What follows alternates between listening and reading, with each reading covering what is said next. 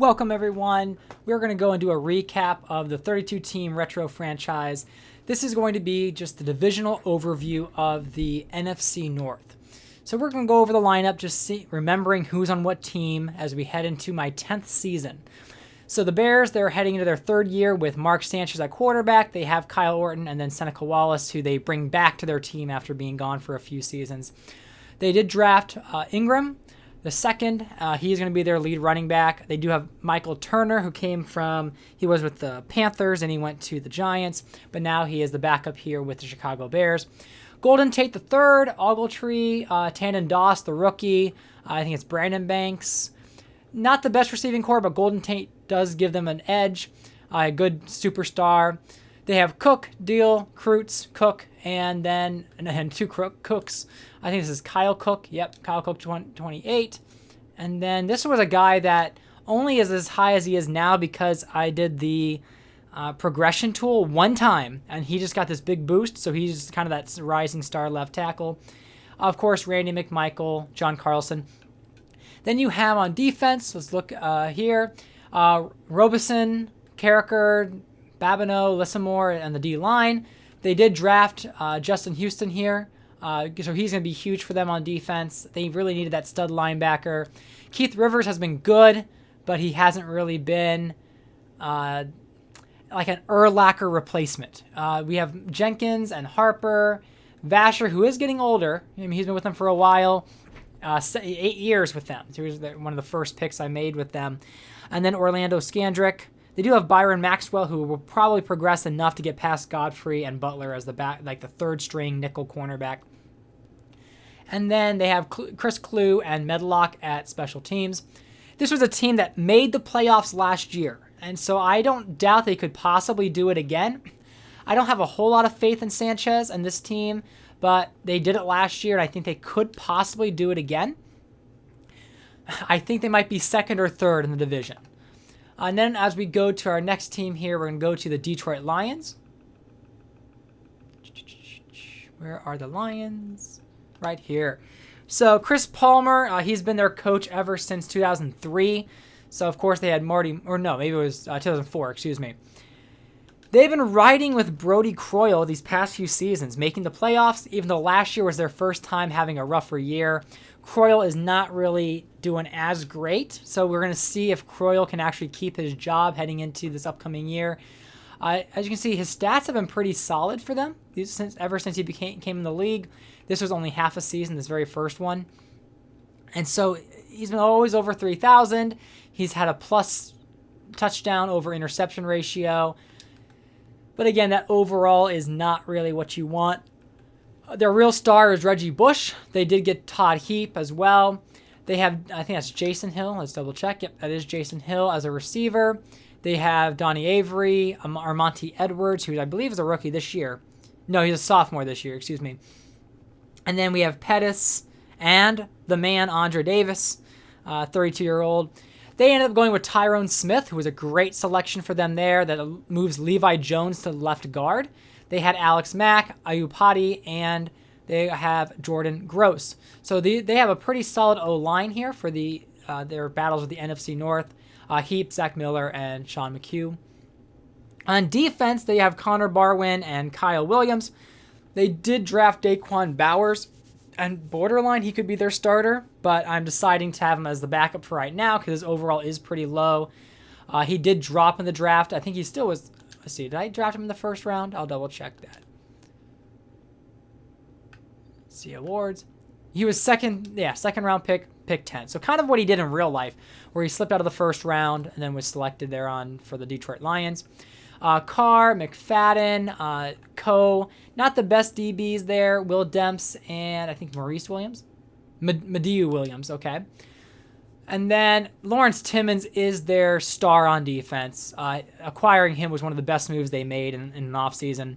Jamil McLean, Pat Riley Jr., Akeem Jordan, I think Akeem Jordan is a rookie this year, right?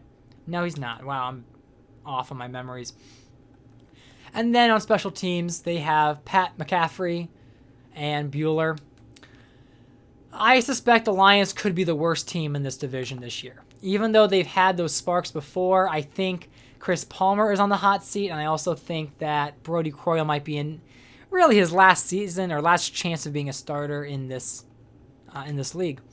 Now, the Packers had the worst record in the league last year, and it doesn't make any sense because you look at this talented roster. They've got Matt Stafford. They have LeSean McCoy. They have Antonio Brown, Julian Edelman. This year they added Randall Cobb. And so I think this receiving core got much better. I mean, these two were on the team last year.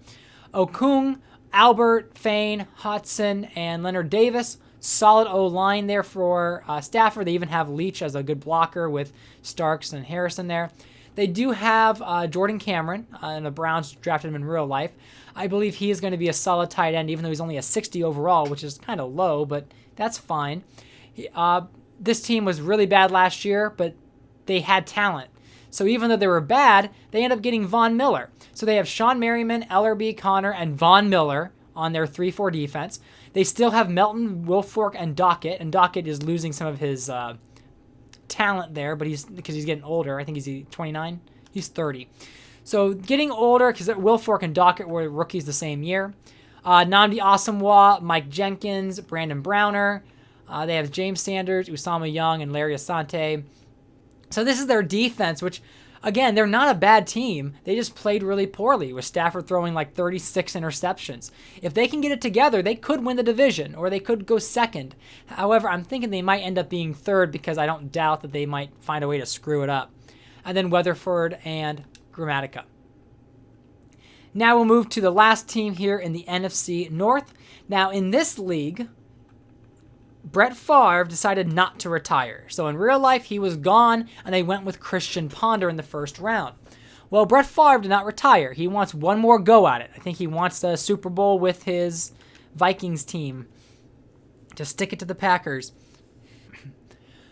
So as you can see, there's Brett Favre. They have Kevin Smith, Alex Green, I believe. Yep, Alex Green is a rookie. They have Jonathan Dwyer and Pierre Thomas. That Eddie Royal, Mike Wallace. They do have Chad Jackson, but Devon Best, Doug Baldwin. They did just recently trade for Samuels here from the Miami Dolphins.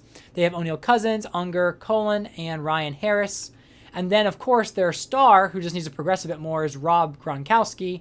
I don't remember him having that great of a year last year. Yeah, it was just an okay year for Gronk. But hopefully in his sophomore year, he really picks up. Favre being a 74 is not ideal, but they do have Chandler as a backup tight end. On defense, they did draft Nick Fairley. So, again, he's someone that has a lot of hype, but we'll see if he's actually able to deliver in this reality. Originally drafted by the Detroit Lions. This year, this reality, he's going to the Vikings. We have Leon Hall. We have Sean Smith. Carmichael, they did sign Rasheed Mathis, the former Rookie of the Year, 8 years ago. Will Allen, Michael Griffin, geez. They got their superstar safety. They do have Chad Greenway, Ernie Sims, and then there's Dakota Watson could move into the starting role, but I still have McGlover there.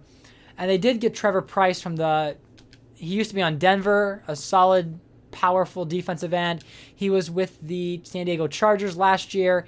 I see him just team hopping because he's trying to win a Super Bowl. Old man. He's going to be gone anytime. They do have one of the maybe the best kicker in the league. Let's see.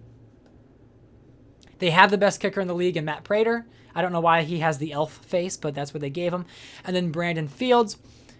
So when we look at this NFC North, my prediction is going to be Vikings at number 1, Packers or Bears at number 2 and 3. I'm torn there. I think based off of last year, I would go with the Bears. Based off of the talent, I would say Packers. And then I think Detroit is going to rank 4th.